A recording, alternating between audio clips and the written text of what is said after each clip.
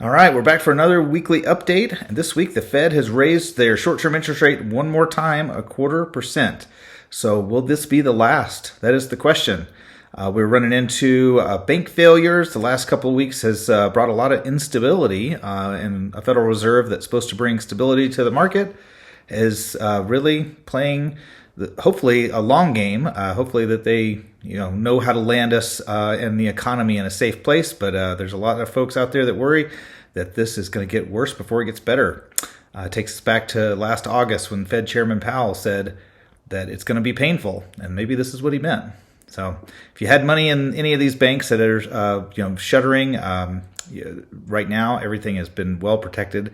Both the Treasury, the FDIC has backstopped all those banks, and it does look like the worst is behind us, but we'll see. Another quarter-point rate hike could exacerbate the problem further, and as we get into the next few months, we're going to see more and more inflation figures that are going to come down and give the Fed a little bit of a reason to pause, and it looks like that's where they're going. Let's take a look at the charts. Okay, as we start the review of charts today, mortgage-backed securities up slightly. This is a day after the Fed meeting. We had a lot of price action over the last few days we're going to take a look at. Now, mortgage-backed securities, these are the prices the investors are paying for these loans.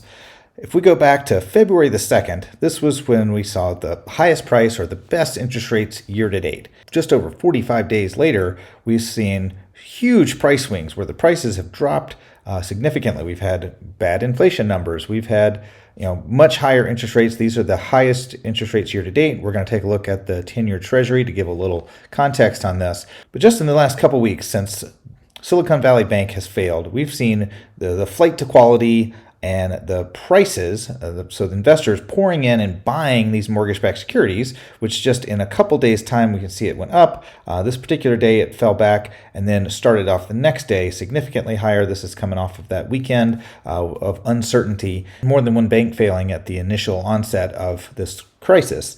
Mortgage-backed securities continue to improve, and then with the Fed's response yesterday on March 22nd, we can see the mortgage-backed security market improved significantly. And maintaining that today, it is still less than the 200-day average. So this is something that would be the indicator if we can get further price action or further improvement in the prices or lower interest rates to consumers.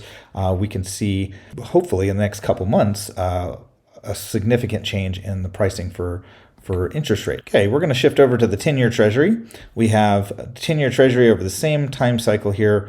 Back to March 2nd, we saw the highest point in the 10-year Treasury. That shortly after, just huge drops as the Silicon Valley Bank failure, but not just that, the price and the rise we've seen, so the drop and the rise, now we have trended much better. Coming into the Fed meeting, a lot of uncertainty of what they would do. Are they going to raise it 50 basis points? Are they going to raise it 25 basis points or 50 basis points? Then all of a sudden the conversation turned into raising it nothing at all.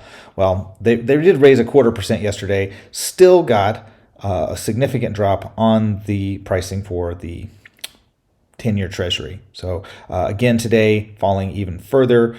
We'd have to go back. It's below the 200-day average here, but if we see the line where it sits right now, takes us back to pricing levels we haven't seen since January the 18th on the 10-year.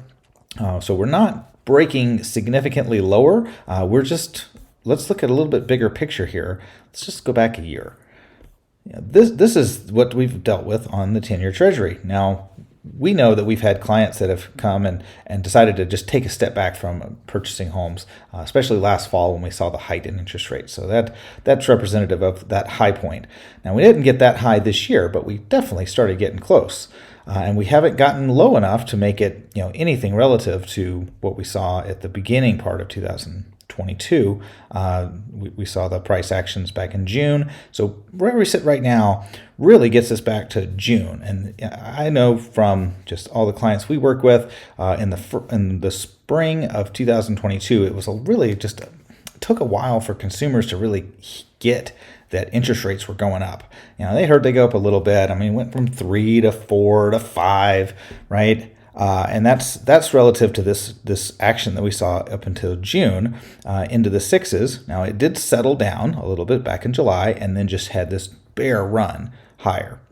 So as we get into the price actions we're seeing here, you can see this instability. I'd just say the volatility. If I bring it back a little bit closer again, this volatility is just really hard to make decisions on. When somebody is going to buy a home and one day they're getting one interest rate quote and the next day they're getting a much higher quote, then the next day even lower than they did 2 days before, really puts into question, is this a good time to buy?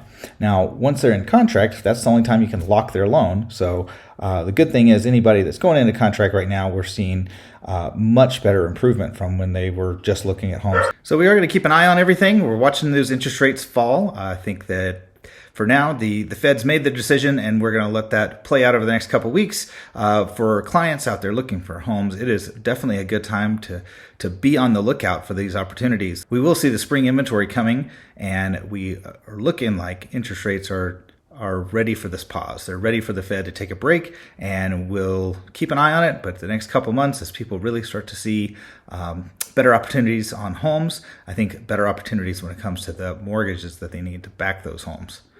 We'll see it. All right. Have a great week.